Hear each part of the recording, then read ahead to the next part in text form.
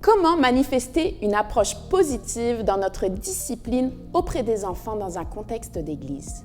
Bienvenue à cette formation sur la discipline aux juniors. Aujourd'hui, nous allons explorer comment établir une discipline positive et efficace au sein du ministère pour enfants. La discipline, c'est pas un mot qu'on aime entendre, mais la discipline ne rime pas avec punir. C'est bien plus que ça, c'est un moyen de guider et d'enseigner. C'est ce que Dieu fait avec nous et c'est ce qu'il nous commande de faire. Comme le dit Hébreux 12:11, certes, aucune discipline ne semble agréable sur le moment, mais douloureuse. Plus tard, cependant, elle produit une moisson de justice et de paix pour ceux qui ont été formés par elle. On est d'accord, les parents sont les premiers responsables de la discipline de leurs enfants et de leur donner un cadre à la maison. Mais en tant que leader et moniteur de la chapelle junior, nous avons une autorité déléguée.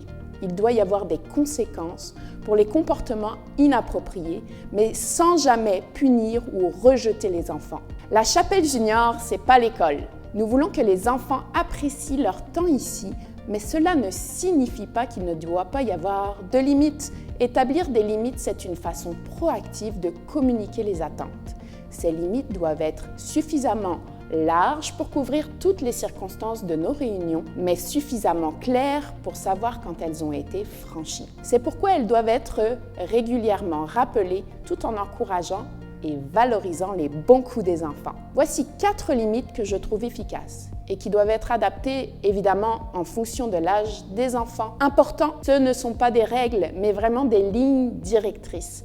Utilisez-les si vous n'avez pas encore de limites en place ou si vous avez besoin d'un petit mémo. Premièrement, oui, c'est oui, non, c'est non.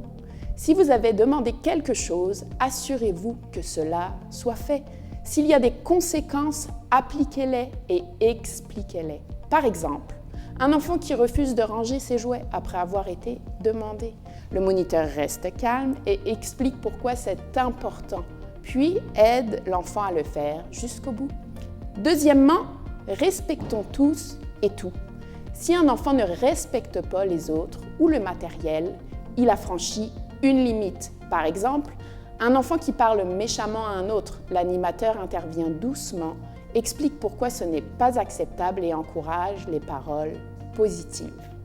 Troisièmement, prends soin des autres. Nous voulons que notre environnement soit un lieu où les enfants ressentent l'amour de Jésus à travers les uns les autres, adultes comme enfants. Par exemple, un enfant aide un autre qui est triste ou blessé. Le moniteur peut féliciter ce geste et saisir l'occasion d'expliquer son importance à tout le groupe. Enfin, amusez-vous. Rappelez cette limite aux enfants lorsqu'ils dépassent le cadre posé et empêchent les autres de s'amuser.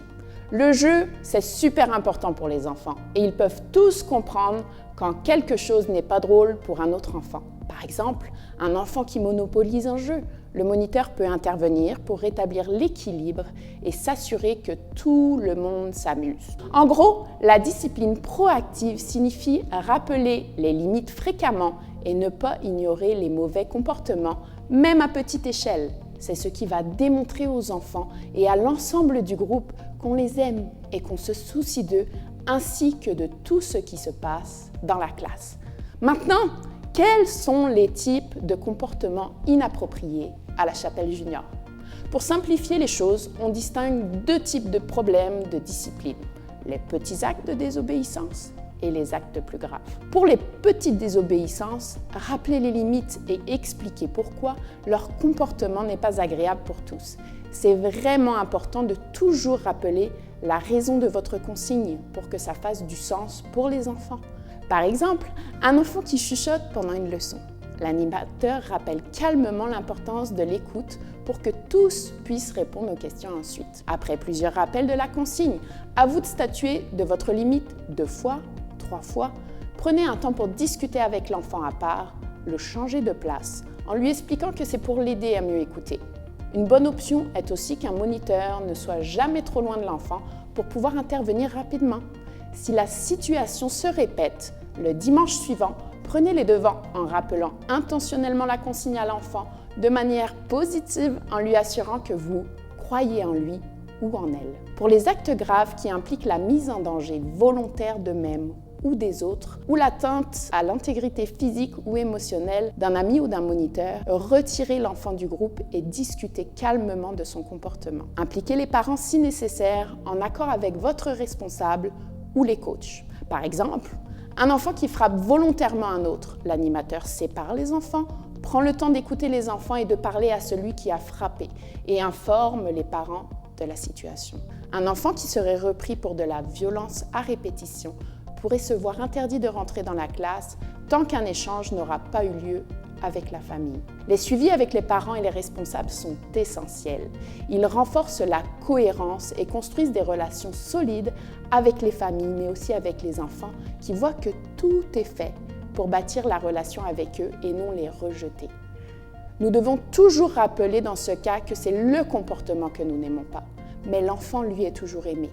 L'enfant n'est pas son comportement. Pour terminer, rappelez-vous, la discipline est utile et vitale, même si on aimerait parfois s'en passer. Elle doit toujours être faite avec bienveillance et amour. Une bonne discipline mènera à une expérience enrichissante pour tous, à la croissance individuelle des enfants, leur développement social les uns avec les autres et finalement à une confiance renforcée entre enfants et moniteurs. Elle facilitera également chaque étape de notre réunion, des moments fun à la louange en passant par l'enseignement pour que chaque enfant de chaque génération puisse venir à la connaissance de Jésus-Christ.